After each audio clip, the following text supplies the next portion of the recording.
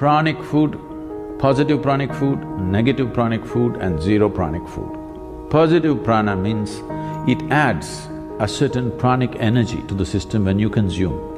Negative prana takes away energy from the system. Zero neither adds nor takes away, it's eaten for taste and lethargy. Yeah, people like lethargy, you don't know. Yes, a whole lot of people are telling me, we enjoy sleep. Nobody can enjoy sleep. If you're enjoying sleep, you're not sleeping. Yes or no? You may enjoy restfulness, you may enjoy the after effect of good sleep, that's different. You enjoy restfulness, you cannot enjoy sleep, you fix this in your head. Yes or no? Restfulness must for a human being, because rest is the basis of all activity. If there is no restfulness in you, you are not capable of dynamic activity. Yes or no? If you're not rested, can you be active? No. Rest is the basis of all activity. Rest is one thing, sleep is another thing. You must differentiate between the two. Sleep is a certain inertia. The difference between life and death is just this. Life is a dynamic process of the energy. Death is an inertia state of the energy. Sleep is playing between the two. The more you practice that, unknowingly you're inviting death. If you slept for 8 hours a day, you're inviting death 20 years earlier or 30 years earlier than what it should have come. If you eat positive pranic food, energy will reverberate in a dynamic way. If you eat negative pranic food, it takes away energy and causes certain deviations in energy. If you eat zero pranic, it brings lethargy and maybe you can eat it for taste to some extent. We'll look at this classification, what are the foods which fall under this. There's no need to look at the positive because a whole lot of them are positive, I can't produce the list. We look at the negative pranic list, it's a much shorter list, but unfortunately, it may be a list of all your favorite things too. And top of the negative pranic list is garlic. Garlic is a very powerful medicine. But it's one thing to consume something as a medicine and it's an entirely different thing to consume it as a daily food substance. It has many medicinal qualities. In Ayurveda and Siddha, we use garlic in a very powerful way for specific ailments. But now your logic is, every day if I pop whatever medicine I can, I will be healthy. In Ayurveda, we say like this, every root, every leaf found on this planet has some medicinal quality. It's just that only a few we have learned how to use, others we are yet to learn how to use. Otherwise, every one of them has some medicinal quality if we are willing to pay attention and learn how to use them. So now if you want to be healthy, what you do is, anyway it's fall time, there's a lot of leaf. Just go and eat as much leaf as possible and also take up a few roots and eat it, you will be very healthy. That's not how it works. Something specific for a specific problem is different. Just generally consuming medicinal substances is a different game, isn't it? Garlic is a very powerful medicine if properly used. Daily consumption, no, because it plays on your nervous system big time. It is a very strong nervous stimulant. If you use garlic, your nervous system gets stimulated in a big way. Anything that stimulates nervous system holds you up for some time and then dumps you. Daily usage of nervous stimulants in any form will slowly get you to a place that you become insensitive to life, that you cannot experience. Now, you're holding dog as the ideal because he's more sensitive than you. His nervous system is far more sensitive than you because he can feel things and know things that you cannot know. This is a higher design than the dog, isn't it so? Garlic, onion, asafoetida, green chilies.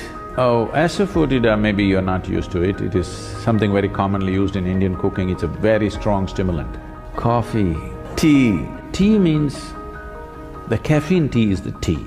Other things are just placebos, okay? They're not tea. You can boil any flower, any leaf, any root and call it tea, that's not tea. Tea means the tea leaf. which is caffeine. All these are nervous stimulants. Once in a way if you drink, they have some benefits. But if it becomes a daily thing, slowly it dulls your nervous system. Your ability to experience life is gone. We are looking at this dimension of the food mainly in terms of your sensitivity to life. Largely people are ego-sensitive, they are not life-sensitive, they can't feel life. For them, only their thought and emotion is life because they can't feel life. If you walk out into the forest, you can't feel the tree, that's why you call it a wood. You can't feel the creatures around you, simply because the sensitivity is gone in so many ways. One thing is just the modern life, this television, this traffic, these constant reverberations. One thing I find when I come here is, one thing that makes me get out of buildings in this country is, always something is buzzing, boom, something is going. It has a very bad effect on the human system. See, we are also a kind of reverberation. There must be space to allow our reverberations to grow and spread. Now these machines have such powerful reverberation, constantly boom, something is going on. And on top of it, what we cannot hear, all these Wi-Fis and stuff, they are doing their own thing. Yes? In all this, there is no room for you to become life-sensitive. To sit here and be able to experience the whole universe takes a certain level of sensitivity. I'm talking about nervous stimulants in that context. You are lowering the possibility of experiencing life. See, for example, if you just touch this, not everybody will feel just a touch the same way. Do you know this? It depends on how sensitive your system is. If you feel this, you can know many things if you're willing. So I'm not a coffee hater, all right? But what I am saying is, a cup of coffee should not determine the quality of your life. By choice, you drink today, tomorrow you walk away, it's fine. If it's a compulsion, if I don't drink my coffee, my day is ruined, then you have to do something about it. Yes? I'm only talking about this. The only parameter is, are you moving towards freedom or are you getting enslaved in some way? With a cup of liquid, you shouldn't get enslaved. Yes? With just about anything, you're getting tangled up. I'm saying do everything by choice, then there's no problem. If you do it by choice, you know when to start, when to stop, isn't it? If you do it by compulsion, what you start, you cannot stop. This is the whole problem. It's not like you become a fanatic, I don't eat this, I don't eat that, I eat this, I don't eat that. Don't become a food fanatic. It's just that eat by choice. Every meal must be by choice. Not that you've decided, this is what you will eat and this is what you will not eat. Don't make food into religion, it is not. It is a choice. And the choice should be according to the needs of the body, not according to social needs, not according to cultural needs, according to the needs of this body, isn't it?